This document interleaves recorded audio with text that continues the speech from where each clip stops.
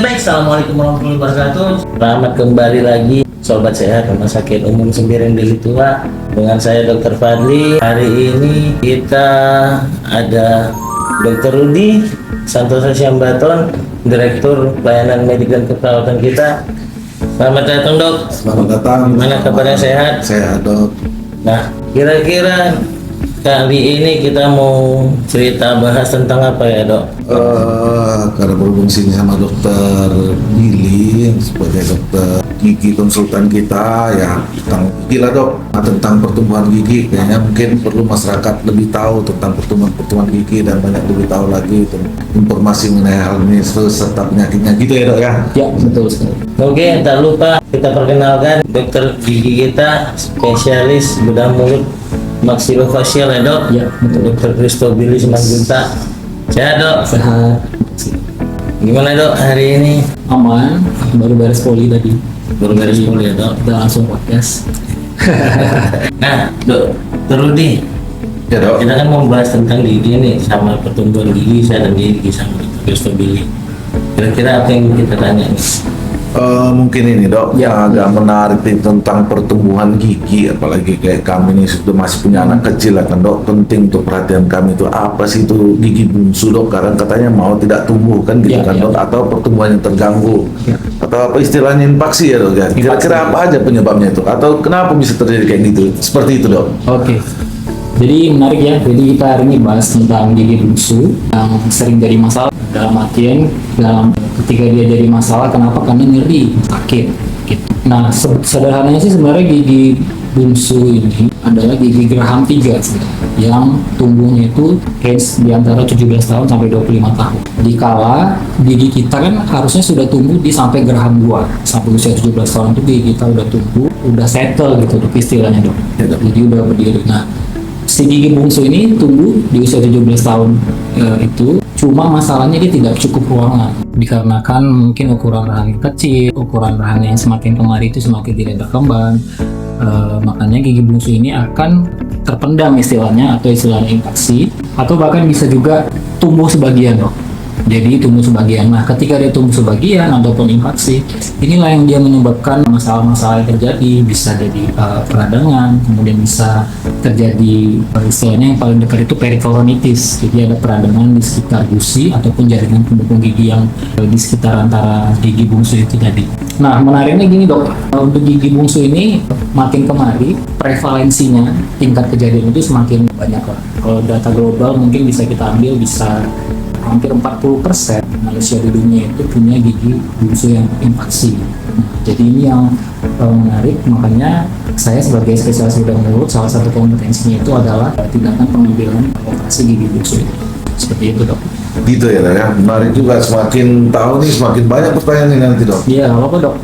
Kira-kira lah dok, infeksi ini kan bahaya nggak dok ya? Atau bisa menyebabkan penyakit yang lebih berat lagi lah? Atau mungkin bisa berujung kematian apa dok? Kalau dibiarkan gitu atau tidak ditangani dengan baik dok? Ya. Kira-kira gimana ya dok? Menarik dok pertanyaannya dok. Jadi gigi bungsu ini ketika dia sudah menjadi sumber infeksi, justru itu akan menjadi permasalahan yang lebih luas lagi, melibatkan sistemik secara keseluruhan tubuh kita gitu. Jadi awalnya gigi bungsu ini tidak tumbuh semua atau tumbuh sebagian, ditutupin oleh gusinya atau sebagian ditutupin, jadi dia terjadi perikoronitis. Nah, gigi bungsu yang berusaha tumbuh juga biasanya dia akan tumbuhnya posisinya miring. Nanti akan banyak, ini bisa kelihatan di ronsen, tumbuhnya miring seperti ini. Jadi akan ada celah di antara geraham 3-nya ini, gigi bungsu dan geraham 1, yang dia jadi tempat tumpukan sisa makanan menumpuk di dalam. Jadi otomatis nanti gigi depannya bisa berlubang, atau bahkan si gigi bungsu yang tumbuh sebagian ini juga bisa berlubang. Nah, ketika gigi berlubang dibiarkan sampai ke pulpa atau saluran akar, dia akan menyebabkan infeksi. Infeksi inilah yang biasa sering nyeri, sakit, bengkak, bahkan ada yang sampai melibatkan rahang bawah, sampai abses ya, yang isinya nanas sama pus. Tapi kalaupun itu terus dibiarkan kan dok, itu bisa menyebabkan abses yang melibatkan leher dalam, itu akan mengganggu jalan nafas. Makanya itu pun bisa juga mengancam nyawa, bahkan sampai menyebabkan kematian jika dibiarkan, dok. Kemudian juga ada istilahnya ketika infeksi yang sudah parah itu dibiarkan, ada istilahnya sepsis. Sepsis itu nanti akan infeksi kita itu melalui darah akan menyebar ke seluruh tubuh yang akhirnya menyebabkan kegagalan fungsi organ. Seperti itu, dok. Wah, ternyata bisa bahaya juga ya, Bahaya, dok, kalau Saya dibiarkan pikir bisa bahaya. sepele aja gitu, masalah gigi kok bisa, ternyata kalau Ya. dibiarkan juga bisa sistemik ya tadi. Secara kan? sistemik bisa melibatkan semua tubuh kita, dok. Bahkan demam-demam aja bisa dibikin, kirain demam oleh penyakit lain ya, dari gigi pun, dari sepsis bisa menyebabkan Bisa. sepsis juga ya, dok, kan? Mungkin itu, dok, yang mungkin saya tanyakan, tapi nanti banyak sebenarnya mau tanya, dok, tapi ya bahaya juga ternyata buat perkembangan gigi. Jadi harus perhatian ya, dok. Itu harus sering kontrol berarti ya, dok. Harus perhatikan juga Iya. pertumbuhan gigi ya, dok, ya. Sebenarnya yang tadi saya bilang, dok, jadi usia range-nya itu kan di 17 ke 25 tahun. Oh, 17 ke 25 itu ya, dia dok. harus, kita udah mulai aware lah ya, mulai waspada bahwa oh ada gigi bungsu nih. Nah nanti untuk tindakannya selanjutnya mungkin bisa datang ke Polda mulut kita di sini. Nanti bisa diperiksa secara klinis, bisa dilakukan ronsen panoramik. Jadi itu bisa ini, dan per 6 bulan mungkin bisa dibantu juga untuk kontrol, untuk konsultasi mengenai gigi bungsu. Bisa dideteksi dini juga ya, dok, ya, melalui panoramik foto tadi ya, dok, ya. Betul, jadi Ya, dok. kita di Sembiring sudah ada ronsen panoramik. Jadi kalaupun datang ke Polda Mulut nanti kita bisa rujuk untuk melakukan ronsen panoramik. Jadi kita bisa lihat apakah gigi bungsunya sudah tumbuh, posisinya iya, apakah tumbuhnya oke atau dia miring tidur atau bahkan distoangular yang ke belakang. Jadi memang bisa kita deteksi dini dengan melakukan ronsen panoramik itu. Seperti itu. Wah, luar biasa, dok. Lanjut, dokter Fadli, dong. Baik, terima. Ya dokter Rudi, gini, itu kan dok, ketika infeksi itu terjadi, kita analogikan seperti kita punya 2 mobil, tapi beli 1 mobil lagi tapi nggak ada tempatnya. Ya, Ya, dok. ada garasinya, dok. Jadi mau ditaruh di mana pun, Iya. Itu gimana ya biasanya, dok, ya? Dicabut atau apa ya? Tahu lah namanya orang ini kan cabut gigi itu takut, dok, sakit. Mungkin karena ya mungkin dokter bisa apalah, kali nggak mesti ditakutkan, lebih bahaya kalau kita malah biarkan ya, dok, ya. Iya, iya. Jadi dok, jadi kan tadi udah cerita nih gigi bungsu itu apa ya, apa yang bisa disebabkan oleh gigi bungsu ini. Nah, jadi untuk tindakannya sendiri, namanya itu bedah odontektomi. Bedah odontektomi itu adalah bedah untuk pengambilan gigi bungsu yang impaksi ataupun terpendam sebagian atau secara keseluruhan. Tindakannya ini bisa dilakukan secara bius lokal di poli ataupun secara bius total di ruang operasi. Nanti bisa kita sesuaikan, biasanya untuk tindakan yang di bius total mungkin gigi bungsu yang sudah dengan penyulit, dok, misalnya sudah ada kistanya, ada infeksinya, atau bahkan posisinya yang sudah terlalu dalam dia. Jadi itu bisa jadi pertimbangan-pertimbangan apakah kita melakukan bius lokal ataupun bius total.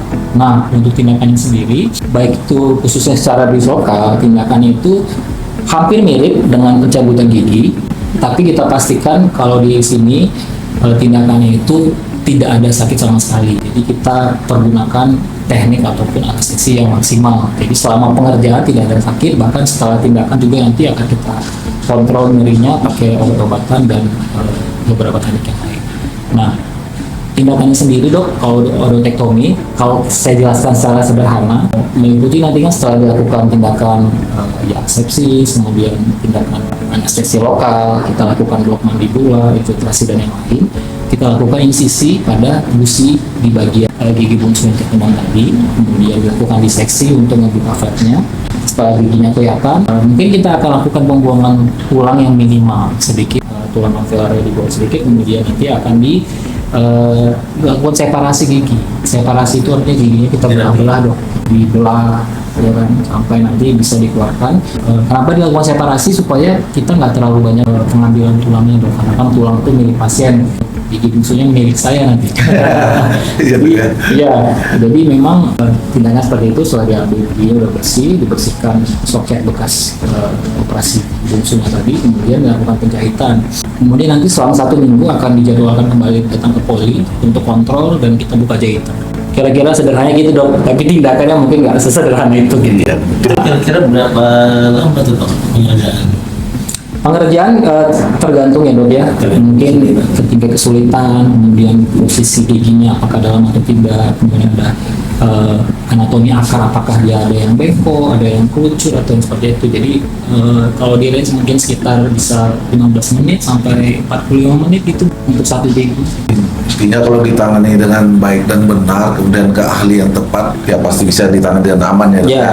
Nggak semua dokter gigi yang bisa melakukan ini ya dok ya, bedah mulut juga yang melakukan untuk ini ya dok. Jadi Ya. untuk odontomi sendiri sebenarnya secara khusus memang jadi kompetensinya dokter gigi, spesialis bedah mulut maksimal. Cuma mungkin beberapa dokter gigi juga bisa mengerjakan, tapi mungkin untuk kelas yang vertikal ya, terus atau komplikasi yang lain itu mungkin masih bisa. Tapi untuk tindakan kompleks, bedah odontomi yang kompleks mungkin kita bisa rujuk ke poli bedah mulut kita dok. Baik dok, mungkin panoramik kita udah ada sini ya dok ya. Udah dok, kita sudah ada penunjang untuk foto dan panoramik. Ditambah lagi dilengkapi dengan dokter Kristo ini semakin lengkap Ya, untuk penanganan kasus-kasus gigi yang mungkin di dokter gigi umum itu terbatas karena kompetensinya ya dok ya. ya. Menariknya gini dok, di Sembiring ini kan pasien datang pertama ya. Ya. Pertama datang itu bisa kita lakukan langsung panoramik. Nah, si ronsen itu langsung bisa keluar dok hasilnya dok. Langsung ada langsung kelihatan ronsennya. Jadi pasien itu nggak terlalu banyak bolak-balik datang pulang gitu dok. Jadi Iya. langsung dapat ronsennya. Nah, nanti kita baca ronsennya, memang indikasi dilakukan odontektomi, tinggal dapat jadwal dok. Nanti mungkin jadwalnya bisa kita tentukan. Dan sering gitu dok, kalau kontrol dokter kan dok, kalau datang kita bawa obat baru foto tempat lain dulu ya dok ya, baru Ya. datang lagi ya. Kalau di sini sudah kita lengkap ya dok ya. lengkap, ya. Untuk panoramik sih sudah ini oke sih. Datang pertama kita langsung foto panoramik. Iya, langsung jadi hasilnya dok, saya bisa baca langsung, kemudian nanti tinggal kita jadwalkan dok. Jadi mengurangi waktu jumlah kunjungan pasien kita ke sini, jadi nggak terlalu menyebabkan Pasien pun juga nggak merasa di PHP karena kita udah ada jadwal yang pasti sudah kalau Ya itulah Sembiring ya dok ya, maksudnya Sembiring yang semakin lengkap ya dok ya. Iya. Nanti kedepannya juga kita berusaha lengkapi lagi dok, apa keperluan dokter gigi, terutama bedah mulut juga apa yang kurang, supaya gitu tadi dok, pelayanan kita pasien-pasien itu tidak bolak-balik lah. Ya. Insyaallah semakin oke lah ya. pelayanan yang terbaik adalah pengertian. Iya dok, benar dok.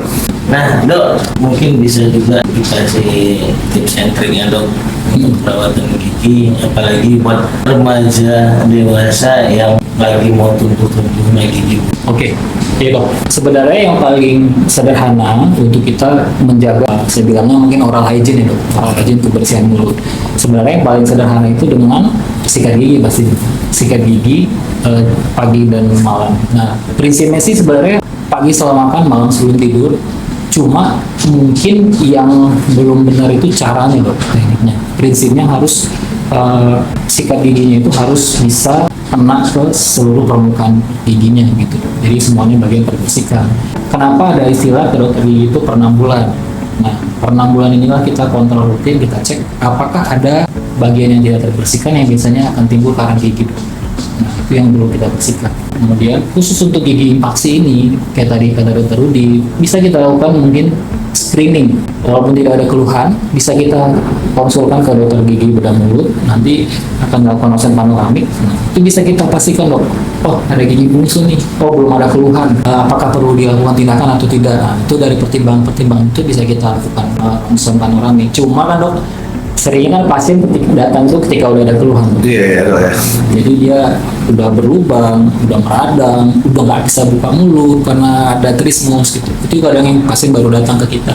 Cuma kalau untuk tindakan pencegahan, sebenarnya kalau untuk pencegahan untuk gigi busuk kan gitu nggak ada ya dok, karena karena dia tumbuh sendiri Iya. gitu. Tuhan menciptakan giginya itu memang usianya umurnya 17 ke 25 tahun baru tumbuh gitu.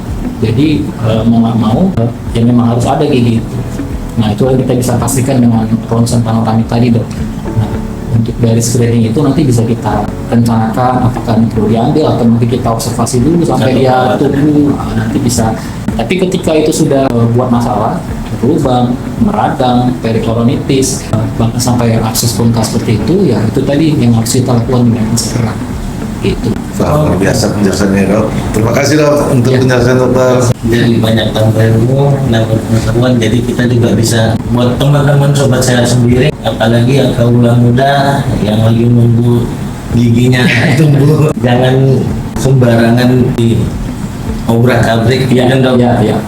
Jadi sekian dulu pembahasan kita kali ini tentang gigi bungsu. Mudah-mudahan berikutnya ada yang lebih bermanfaat lagi. Saya Dr. Fadli. Saya Dr. Rudi. Saya Dr. Trisogili, spesialis bedah. Salam sehat. Salam sobat sehat. Oke.